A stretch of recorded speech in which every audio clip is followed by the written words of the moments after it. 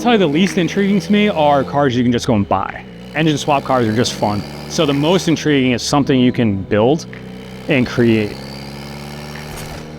There's plenty of blown up 996s out there, so I thought I'd get ahead of it, sell the motor while it's running, while it's still in the car, and then throw a K-Series in.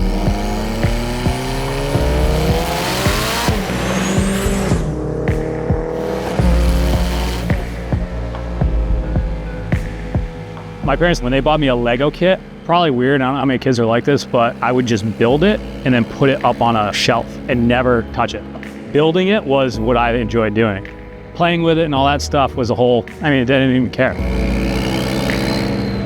I had friends and stuff who had dirt bikes and quads and all that growing up, and I thought that was the coolest thing ever. And I started racing dirt bikes, but then it started to get interest in cars. My first car was a 91 Honda CRX SI. I ZC swapped to this car, and I had no idea what I was doing. The initial start, I was excited because I'm like, oh, I did this. Shortly after that, I bought my first welder as well. So I made an exhaust for it. And then it just snowballed from there.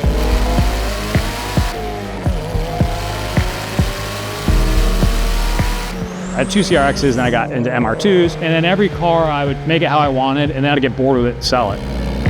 I like doing stuff that's, different and unique, and I also like even weird swaps that don't even make sense. I didn't even really know much about K-Series before this car. When COVID was going on, my buddies at PFI Speed and my buddy Jeremy from Faster Proms, he's like, hey, you want to do some fab work? I got this project, this YouTube project that we're going to work on. With those guys, we K-swapped a smart car. Once I started seeing the power it was making, I was like, oh my God, this is insane. We made 500 plus horsepower on stock internals. It weighs nothing, motors are $1,000. This doesn't even make sense. I had an old E30 and I sold that car, and I was just gonna say, hey, I'm not even gonna get another car for a while. And then this car showed up. I started reading into the problems that the 996 has with their motors. They don't all have problems, but there's plenty of blown up 996s out there. Once I got it, I'm like, I'm gonna swap this car. Having this experience with the smart car we just swapped, I was like, this is gonna be perfect. And with this car, the Porsche guys, it's kind of their least favorite 911. I'm not cutting up anything rare. This isn't a 89 930 turbo or something like that. So I said, why not? And then I just did it. It took about 4 months from pulling the old motor out and putting the K-Series in, sold the motor, and then it pretty much funded the whole swap.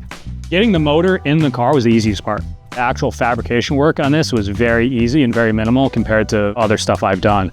My goal was I wanted 550, 600 horsepower, which is what it makes, which is great. This is the K24A. I sent the block off to Cylinder Support System.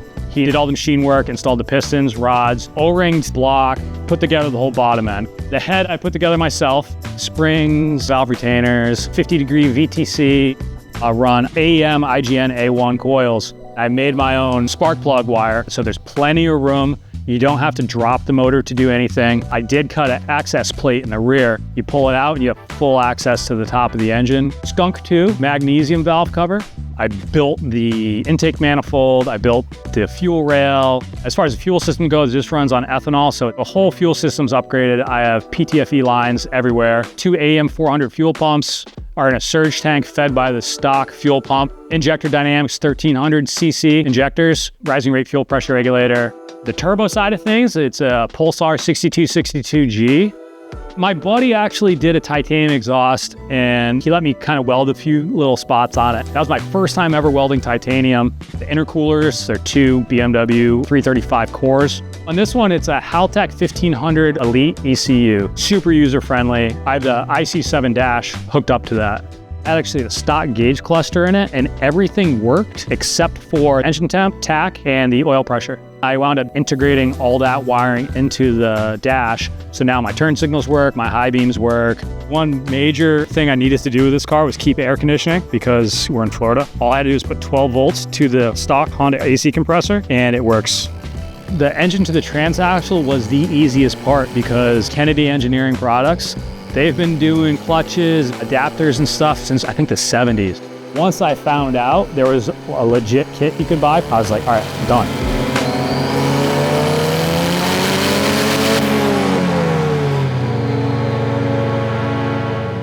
The car's never done if you don't want it to be done. But to me, this car is pretty much finished. It runs, it drives, it looks great. I can take it anywhere, and it's awesome. But I did what I wanted to do with this car, and I'm ready to do it with anything. There are good things to be said about the stock motor. They're smooth, they sound great, the torque is good. They're just really nice, smooth driving cars stock. This is a hot rod at the end of the day. It's just a totally different beast. I mean, it's lighter, it has over double the power. If you're not careful with it, it'll probably bite you.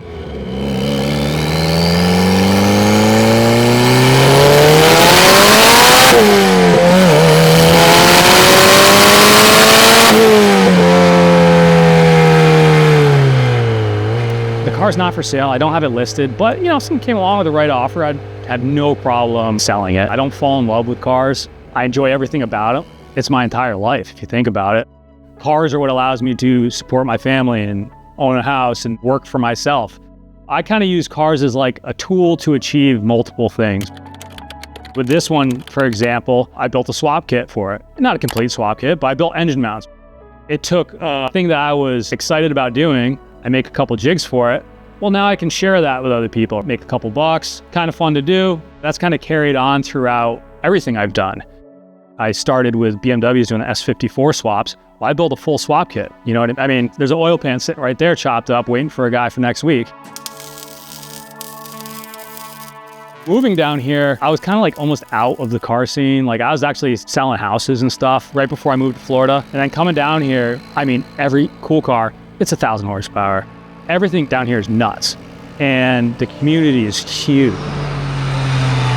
My last shop, I rented next to Garrett and the Cletus guys, Jeremy from Faster Proms, PFI Speed. I got to work with all those guys, and those are all like big YouTube guys, and they got their own thing going on. But just knowing those guys like got me excited about cars again. And then that kind of snowballed into where I'm at with this car. It kind of rekindled the fire that I had when I was younger, you know, 18, 19-year-old me. Just being around those guys, their motivation and drive and everything, and their excitement about stuff, it's contagious. Cars to me, they're everything in my life, whether I like it or not. Even if I wanted to, I couldn't step away. You know what I mean? Because I'm at the point now where everything I do is revolved around cars. So I guess they kind of have to mean everything to me, whether I like it or not. You know what I'm saying? I just enjoy everything about them. I enjoy the people. People get excited about it. Of course, there's negative aspects of it if people want to, you know, hate on stuff. But at the end of the day, it's just nuts and bolts and sheet metal and engines.